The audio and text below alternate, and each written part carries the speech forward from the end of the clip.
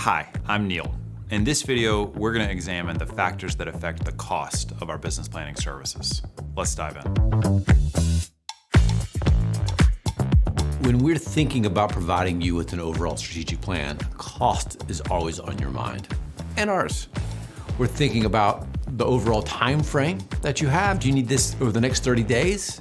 It's a rush, or is this a 10-year plan? Are we looking at everything, or are we looking at just a few things? It could be that we're helping you exit your business over the next 2 or 3 or 4 years. It could be tax mitigation strategies now or then.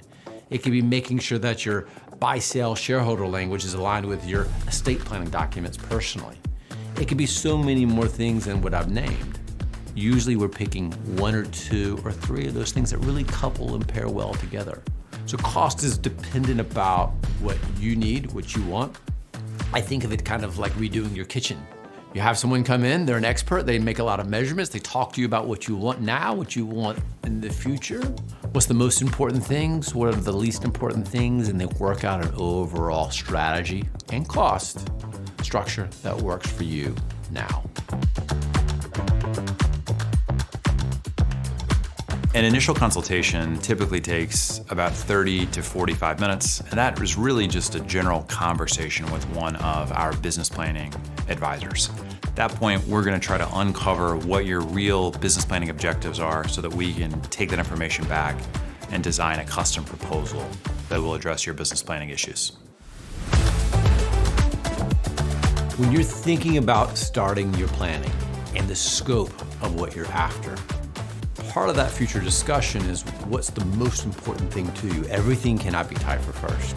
While we do put a fair amount of comprehensive plans together, where we're combining all things business and all things personal, we find about half the time we're also combining several items together.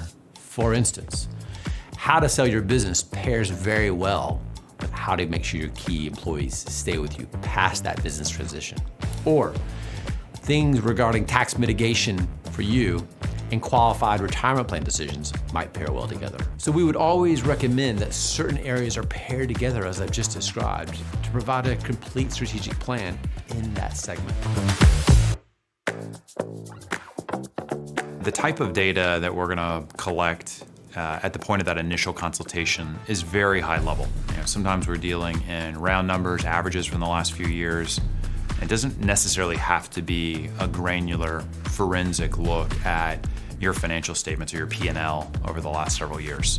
That may be helpful, but that'll be up to you to decide if you want to share that type of information at that early stage in our engagement.